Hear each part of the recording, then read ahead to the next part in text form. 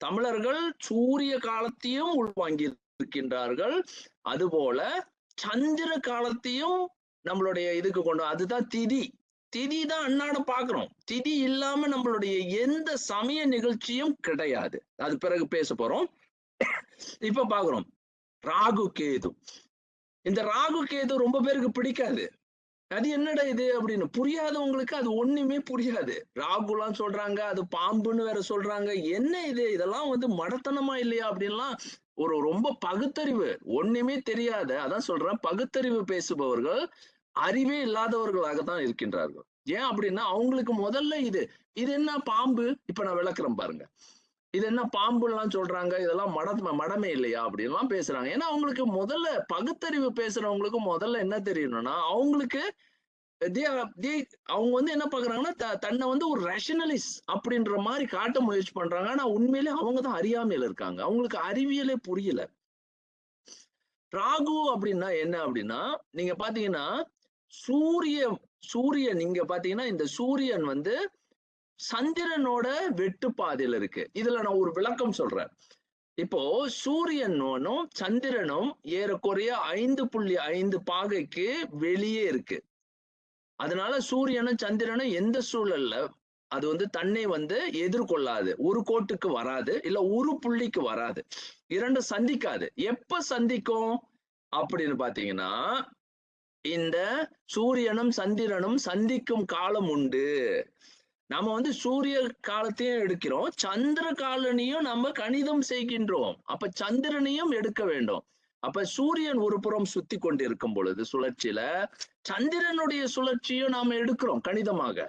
அப்ப இது இரண்டும் சந்திக்கும் காலங்களை தான் நம்ம வந்து ராகு கேதுன்னு சொல்றோம். அந்த ராகு வந்து என்ன அப்படின்றது எப்ப கணிக்க முடியும்? இங்க பாத்துக்குங்க. முதல்ல நான் இதை வந்து இன்னும் ஆழமா விளக்குறேன். ராகு அப்படின்றது இங்க இருக்குமே. ஓகே, இங்க பாத்துங்க. ராகு அப்படின்றது சூரிய கிரகணம், அடுத்தது சந்திர கிரகணம். இந்த காலகட்டத்துல தான் இதை வந்து ராகு கேது அப்படின்ற அந்த வார்த்தையை பயன்படுத்துவார்கள். இந்த கிரகணங்களை உருவாக்குவதுதான் ராகு கேது.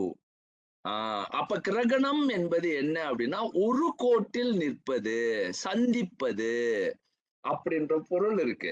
அந்த அதுக்கு இடைப்பட்ட நேரங்கள்ல அவை இரண்டும் சந்திக்காது. அது வந்து 5 பாகை வேறுபட்டு இருக்கும். ஏறக்குறைய 5.5 பாகை.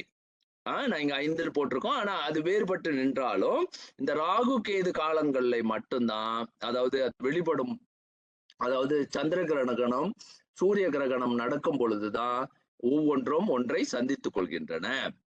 அப்போ என்ன பண்ணாங்கன்னா அது வெட்டி 2 பாதையும் வந்து சந்திக்கிற அந்த பாதையை உருவாக்கிட்டாங்க. சரி, இப்ப இது எப்படி பாம்புன்னு சொன்னாங்க?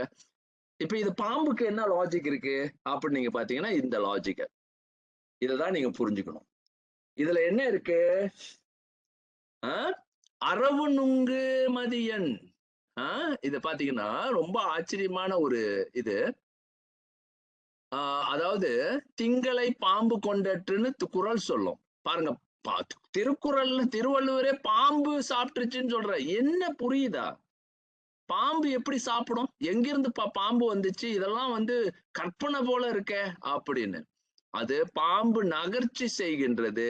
இந்த மாதிரி சந்திரன் பாம்பு நகர்ச்சி செய்யறதுனால இங்க என்ன நடக்குதுன்னா, அந்த நகர்வு அதை வந்து என்ன சொல்லுவோம் அப்படின்னா, பாம்பு போல் அது நெளிஊர் நகர் செய்து சூரிய சந்திர கிரகங்களை ஏற்படுத்துவதால் சூரிய கிரகணத்தை கார்காய் கருங்கோள் என்று, சந்திர கிரகணத்தை செங்கோல் என்றும் பெயரிட்டு அழைத்தனர்.